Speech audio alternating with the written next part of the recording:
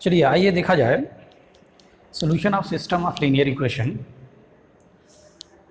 देखिए यहाँ पे दो इक्वेशन मैंने लिखा कि a1x plus b1y is equal to c1 and a2x plus b2y is equal to c2। ठीक है, यहाँ पे पिछले क्लास में आपने पढ़ा होगा कि हम इसे सॉल्व करते हैं, किस तरीके से सॉल्व करते हैं। हमारे पास बहुत सारा मेथड है, जैसे elimination method, cross multiplication method, ठीक है, और भी बहुत सारा मेथड आपने पढ़ा होगा, सब्स्टिट्यूशन मेथड, ग्राफिकल मेथड।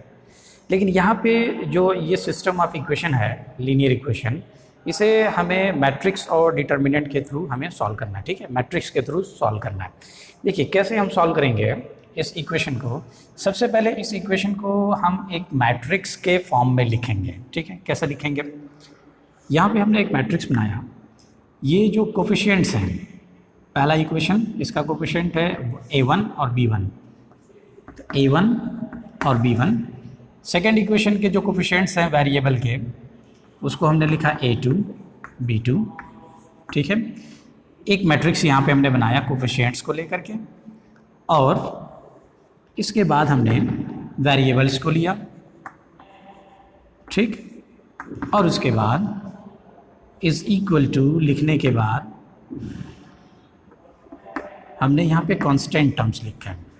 ठीक है, अब यहाँ पे हम ये कह रहे हैं कि इस इक्वेशन को हम इस मैट्रिक्स के फॉर्म में लिख सकते हैं। ठीक है, अगर हम इस इक्वेशन को इस मैट्रिक्स के फॉर्म में लिख सकते हैं तो फिर यहाँ पे इस मैट्रिक्स से ये इक्वेशन बन भी जाना चाहिए। देखिए कैसे बनेगा, सबसे पहले हम चेक करें। अगर हम ये मल्टीप्लिकेशन करते हैं, ठीक है, ये हमें करना नहीं है, मैं आपको करके दिखा रहा हूँ कि अगर मैं इसका मल्टीप्लिकेशन करता हूँ तो ये रो और ये कॉलम मल्टीप्लाई होगा, ये हो जाएगा a1x प्लस b1y, और ये रो और कॉलम मल्टीप्लाई होगा, ये बनेगा a2x plus b2y is equal to c1 c2। ठीक है, अब ये दो मैट्रिक्स इक्वल है तो a1x plus b1y is equal to c1 लिख सकते हैं, और a2x plus b2y is equal to c2 ये भी लिख सकते हैं। तो इस मैट्रिक्स से ये इक्वेशन बन सकता है, तो इसका मतलब इस इक्वेशन से ये मैट्रिक्स बन सकती है। ठीक है, अब देखिए इसको सॉल्व करने का तरीका क्या होगा, इसको सॉल्व करने का जो मेथड है वो क्या होगा, इसे हम किस तरीके से सॉल्व करेंगे। यहाँ पे इस मैट्रिक्स को हम लिखेंगे a, इस मैट्रिक्स को लिखेंगे x, और इस मैट्रिक्स को लिखेंगे b। ठीक है, ये मैट्रिक्स a है, ये मैट्रिक्स x है, और ये मैट्रिक्स b है। अब हमको क्या करना है कि x और y की वैल्यू फाइंड करना है, यानी हमें इनडायरेक्टली ये कहें कि हमें x मैट्रिक्स की वैल्यू बताना है। तो अब देखिए x मैट्रिक्स की वैल्यू बताना है तो हम यहाँ पे ये लिखें कि मल्टीप्लाई बाय a इनवर्स। ठीक है, आप a इनवर्स के बारे में जानते हैं।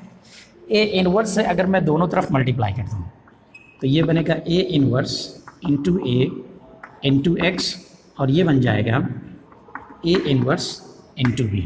ठीक है, तो a inverse into a inverse into a हम क्या लिख सकते हैं, हम इसे I लिख सकते हैं। ठीक है, क्योंकि किसी भी मैट्रिक्स का मल्टीप्लिकेशन किसी भी मैट्रिक्स के इनवर्स का मल्टीप्लिकेशन अगर उस मैट्रिक्स के साथ होगा तो वो आइडेंटिटी मैट्रिक्स बनाएगा। ठीक है, तो आइडेंटिटी मैट्रिक्स इंटू x, और यहाँ से हो जाएगा a इनवर्स इंटू b। ठीक है, I इंटू x बनेगा, और ये हो जाएगा a इनवर्स इंटू b। ठीक है, ओके, तो यहाँ से हम ये फार्मूला देखिए, यहाँ पे ये जो लाइन लिखी हुई है, इस लाइन से इसका हम यूज़ करके मैट्रिक्स x की वैल्यू बता सकते हैं। अगर हमको मैट्रिक्स x मिल जाएगा यानी x और y की वैल्यू हमको मिल सकती है। ठीक है, अब देखिए थोड़ा सा और आगे लिखें। इस a इनवर्स को, a इनवर्स जो होता है वो होता है 1 upon determinant of a into adjoint of a। ठीक है, और यहाँ पे इंटू b। ठीक, तो इसको हमने इस तरीके से लिखा कि x is equal to 1 upon determinant of a into adjoint of a into b। ठीक है, तो फाइनली जो हमारा फार्मूला होगा वो ये होगा कि किसी भी इक्वेशन को सॉल्व करने के लिए हम सबसे पहले उसे इस मैट्रिक्स के फॉर्म में लिखेंगे। ठीक है, और उसके बाद 1 अपॉन डिटर्मिनेंट ऑफ a, यानी कि डिटर्मिनेंट ऑफ कोफिशिएंट मैट्रिक्स, ये कोफिशिएंट्स की मैट्रिक्स है, इनटू एडजॉइंट ऑफ ए, ये जो कोफिशिएंट है उसका एडजॉइंट, ठीक है, और इनटू बी। ओके, इस तरीके से हम इस इक्वेशन को सॉल्व कर सकते हैं, ठीक है। तो चलिए मैंने यहाँ पे लिखा कि x is equal to 1 upon determinant of a into adjoint of a into b, ठीक है।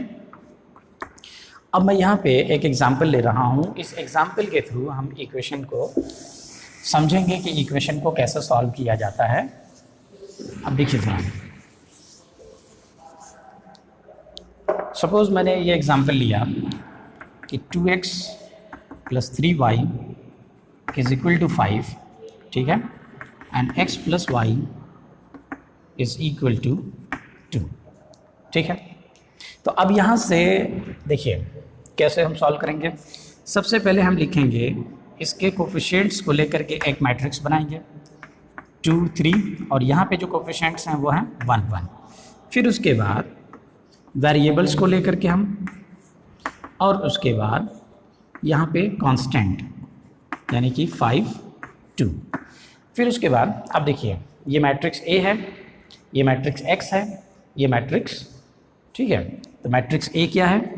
मैट्रिक्स A है 2 3 1 1, ठीक। मैट्रिक्स X क्या है? X, Y, और मैट्रिक्स B क्या है? वो है 5 2, ठीक।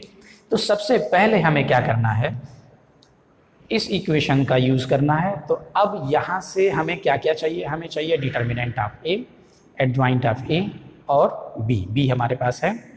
तो सबसे पहले हम करेंगे डिटर्मिनेंट ऑफ A। इस मैट्रिक्स का डिटर्मिनेंट हो जाएगा 2 3, ठीक है, क्रॉस मल्टीप्लाई करेंगे, ये वैल्यू हो जाएगी -1। ओके, अब यहाँ से अगर हम इसका एडजॉइंट फाइंड करें तो 2 क्रॉस 2 का एडजॉइंट फाइंड करने का जो शॉर्टकट मेथड है वही मैं यहाँ पे यूज़ कर रहा हूँ। शॉर्टकट मेथड क्या है कि हम डायगोनल के एलिमेंट्स को चेंज कर देते हैं, ठीक है, और ऑफ द डायगोनल एलिमेंट्स पे माइनस लिख देते हैं, तो -1 और ये -3, ठीक। तो ये हमारा एडजॉइंट हो गया। अब इसके बाद हम क्या करेंगे, अब हम इसका यूज़ करेंगे। तो x is equal to 1 upon determinant of A, तो डिटर्मिनेंट ऑफ A की वैल्यू हो जाएगी -1 इंटू एडजॉइंट, ये हो जाएगा 1 -3 -1 2, ठीक है, ये हो जाएगा। उसके बाद B क्या है? B है 5 2। ओके, अब जब इसे हम सॉल्व करेंगे यहाँ पे हो जाएगा माइनस, ये मल्टीप्लाई होगा इसके साथ, तो रो और कॉलम आप जानते हैं मैट्रिक्स का मल्टीप्लिकेशन कैसे किया जाता है, ठीक। तो हम यहाँ पे मल्टीप्लाई करेंगे तो ये हो जाएगा 5 और ये -6, ठीक है। तो 5 और -6 और उसके बाद फिर ये मल्टीप्लाई होगा तो ये हो जाएगा -5 + 4। ओके, अब आगे हम सॉल्व करेंगे तो यहाँ पे ये बाहर माइनस लगा हुआ है, ये हो जाएगा -1 और यहाँ पे हो जाएगा -1। अब इस माइनस को जब हम मल्टीप्लाई करेंगे तो हमें मिलेगा 1 1, ठीक। अब ये किसकी वैल्यू है? ये x की वैल्यू है, ठीक। तो अब यहाँ से हमने थोड़ा सा मिटा दिया। अब देखिए ये जो x की वैल्यू है वो है 1 1 और x क्या है? x है xy 1 1, ठीक है। अब इस मैट्रिक्स को कंपेयर करके हम x और y की वैल्यू फाइंड कर सकते हैं। x की वैल्यू 1, y की वैल्यू 1, ठीक है। तो ये जो इक्वेशन था, इस इक्वेशन का ये सोल्यूशन हो गया, ठीक है। तो सॉल्व करने का जो मेथड है वो क्या है कि हम पहले एक कोफिशिएंट मैट्रिक्स बनाएंगे, वेरिएबल मैट्रिक्स, और उसके बाद कांस्टेंट मैट्रिक्स। तो अब यहाँ से आपको थोड़ा सा समझ में आया होगा कि हम मैट्रिक्स के थ्रू कैसे इक्वेशन को सॉल्व कर सकते हैं, ठीक है। ओके, तो अब देखिए, अब यहाँ पे आपको ये चीज़ समझना है कि जैसे हम 2 वेरिएबल मैट्रिक्स को सॉल्व करते हैं, यानी ये जो प्रोसेस हमने यूज़ किया, ये जो फार्मूला हमारे पास है, उसी तरीके से हम 3 वेरिएबल इक्वेशन को भी सॉल्व कर सकते हैं। अगर हम 3 वेरिएबल इक्वेशन की बात करेंगे तो 3 वेरिएबल इक्वेशन को भी हम ऐसे ही सॉल्व करेंगे। कैसे? ज़रा देखिए, इक्वेशन हमारे पास है कि a1x b1y c1z is equal to d1, ठीक है। a2x b2y c2z is equal to d2, ठीक है। और a3x b3y c3z is equal to d3।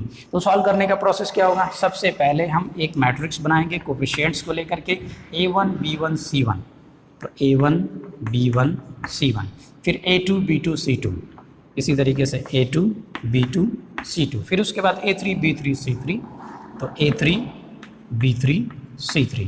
इसके बाद हमको क्या करना है? हम इस वेरिएबल्स को लेकर के एक मैट्रिक्स बनाएंगे x y z, और इसके बाद हम एक मैट्रिक्स बनाएंगे कांस्टेंट को लेकर के d1 d2 d3, तो d1 d2 d3। इसके बाद हम क्या करेंगे?